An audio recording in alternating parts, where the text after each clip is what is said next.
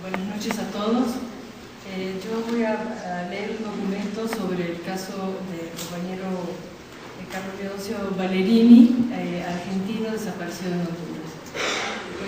El archivo que hoy presentamos y que donamos al Fondo Hijos en México para el acervo Camena consta de dos partes. Una es el expediente de Carlos Leoncio Ballerini, argentino, desaparecido en Honduras el 8 de agosto de 1981, a los 29 años. El flaco, como le decían, o Francisco, como lo conocían en el medio político de América Latina, militó en Argentina desde adolescente, desde donde tuvo que salir perseguido por la dictadura militar pocos meses después del golpe del 24 de marzo de 1976. Ya en el exterior, primero en Lima, Perú y luego en México, se conectó con compañeros de diversos países de Latinoamérica y colaboró tanto con chilenos contra la dictadura de Augusto Pinochet como con las causas de Centroamérica como las de Nicaragua, El Salvador, Guatemala y Honduras. Fue combatiente del Frente Sandinista de Liberación Nacional en el Frente Sur, en la guerra de Nicaragua contra Anastasio Somoza, y luego miembro de la Resistencia Nacional, organización fundadora del Frente Farabundo Martí de Liberación Nacional de El Salvador. En Honduras desarrollaba tareas de cobertura y logística al momento de su captura. En este expediente se puede encontrar desde testimonios hasta recortes de periódico, así como la campaña de cartas que realizó Amnistía Internacional a nivel mundial. Amnistía lo declaró preso de conciencia en su momento. El caso del flaco es muy particular porque, siendo argentino, desapareció en Honduras. Hubo otros argentinos que militaron en Centroamérica y algunos murieron en la guerra de Nicaragua, como José Morales, y otros en la guerra de El Salvador, como Domingo Eduardo Vargas, el número 1. La desaparición del flaco es un caso emblemático y poco conocido, ya que se da en el marco de la guerra entre el Frente Farabundo Martí de Liberación Nacional y el ejército salvadoreño, apoyado por el gobierno norteamericano de Ronald Reagan y numerosos asesores militares argentinos que estaban en ese momento en toda Centroamérica, particularmente en Honduras. En este país se estaban instalando las bases militares de Estados Unidos, donde llevaban a cabo labores de contrainsurgencia y apoyo a la contra nicaragüense que operaba desde territorio hondureño contra el gobierno sandinista. Entonces es en este contexto en que fue secuestrado junto con otros 11 compañeros, en su mayoría salvadoreños. Desde hace 30 años tengo la absoluta convicción de que el flaco fue enviado a la Argentina, donde corrió la misma suerte que los 30.000 desaparecidos de esa nación. Y no me queda ninguna duda porque, como bien lo dio a conocer, entre otros, Estela Caloni, periodista argentina, corresponsal de la jornada en su país, la presencia de militares argentinos en Honduras, en Centroamérica y sobre todo en Honduras, está muy documentada. Ella retoma un informe que presentó Leo Valladares, que fue el primer comisionado de derechos humanos en Honduras, entre 1992 y 2002, quien solicitó a Estados Unidos y Argentina en 1996 la desclasificación de documentos sobre la participación de los militares argentinos en Honduras. Estados Unidos entregó 2.600 hojas sobre su participación en la represión centroamericana, pero Argentina no dio ningún documento, a pesar de que Menem se había comprometido en ese momento en entregarlos. Por lo menos en ese momento no se entregó nada. En el informe preliminar de Valladares, el comisionado detalla la participación de por lo menos 13 argentinos, la mayoría militares, en la represión en Honduras. Entre ellos se encuentran el general Alfredo Balín, el coronel Mauricio Davico, el coronel Osvaldo Ribeiro, el coronel José Ollas, Héctor Francés, el coronel Jorge O'Higgins, el coronel Jorge de la Vega, Emilio Jason, el coronel Carmelo Gigante, Juan Carlos D'Alessio, que era un civil, Juan Martín Siga Correa, de la AAA, ligado al asesinato del general chileno Carlos Prats y su esposa en Buenos Aires en septiembre del 74. César Caro y además los agentes de inteligencia Raúl Guglielminetti y Leandro Sánchez Reis, todos pertenecientes al batallón de inteligencia del primer cuerpo del ejército con asiento en Campo de Mayo, en Buenos Aires, cuyo jefe era el general Guillermo Suárez Mason, juzgado y condenado por violaciones a los derechos humanos. De acuerdo a este artículo de Estela Caloni, Valladares en su informe abarca desde las características de las misiones militares argentinas en Honduras hasta el acuerdo tripartito entre Estados Unidos, Argentina y Honduras en 1981 para apoyar a la contra nicaragüense. Los documentos proporcionados por Estados Unidos permitieron demostrar este acuerdo por el cual se implantó la represión ilegal en Centroamérica. Los militares argentinos tenían además la misión de asesorar en la represión contra el Movimiento de Liberación Cinchoneros, que era la guerrilla hondureña, apoyar a Honduras y Estados Unidos en la lucha contra el Frente Sandinista de Liberación Nacional y el Frente Farabundo Martí de Liberación Nacional en un programa conocido como la Tripartita. Sabemos que desde 1980 la Junta Militar Argentina envió asesores para desarrollar un aparato de seguridad interno similar al de ellos, beneficiando a un viejo amigo, el general Gustavo Álvarez Martínez, comandante de las Fuerzas de Seguridad Pública de Honduras, la FUSEP, responsable directo del secuestro de Valerini y los 11 compañeros ya mencionados. Álvarez Martínez se formó en Argentina, fue alumno de Videla, de Jorge Rafael Videla, y colega de Roberto Viola, ambos presidentes durante la dictadura militar. Es un problema político enmarcar el secuestro de Valerini en lo que los militares argentinos denominaron el Plan Charlie, que se trató de la constitución de un ejército panlatinoamericano liderado por Argentina, que desembarcara en El Salvador con la idea de arrinconar a los revolucionarios hacia Honduras, donde serían exterminados.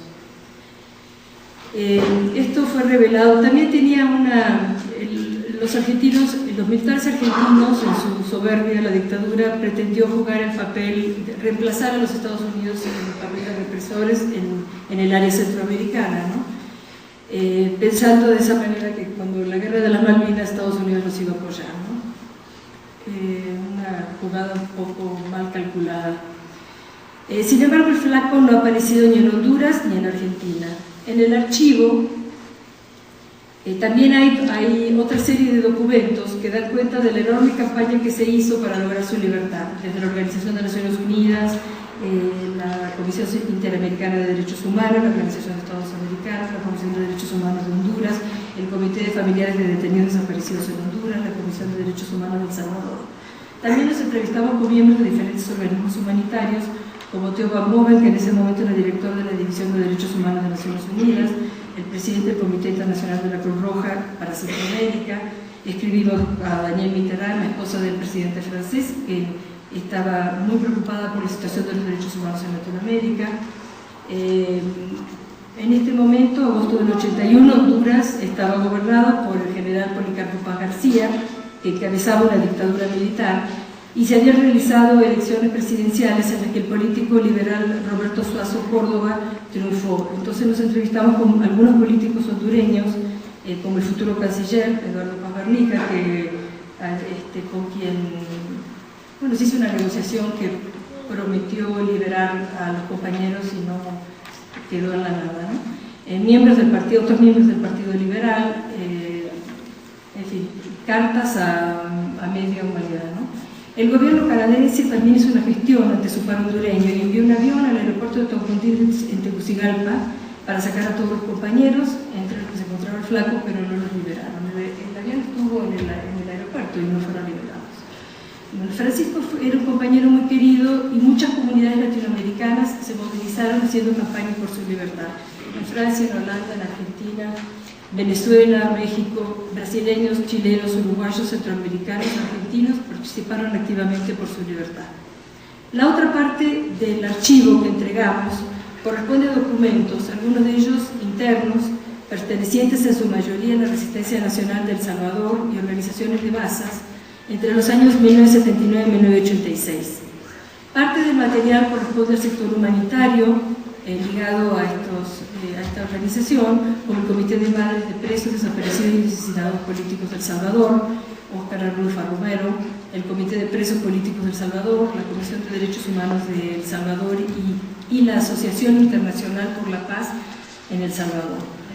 Como hay documentos relativos a un seminario de este sector que se hizo aquí en México sobre el papel del sector humanitario en el exterior, y lo conformaron gente que venían de Centroamérica, sobre todo El Salvador.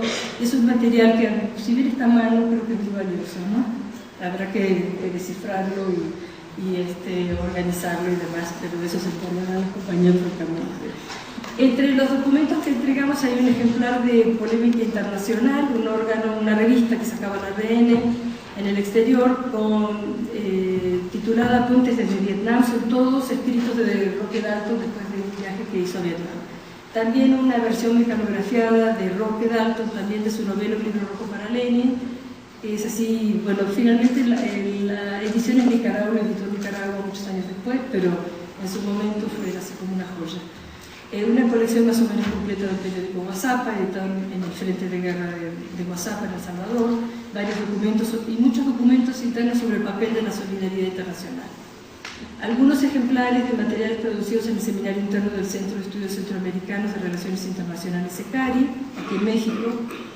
Bueno, pensamos que todos estos documentos, algunos de ellos únicos, pueden contribuir a que las futuras generaciones tengan idea de lo que se vivió en el continente entre los años 70 y el 92, en que fueron firmados los acuerdos de paz en El Salvador, aquí en México.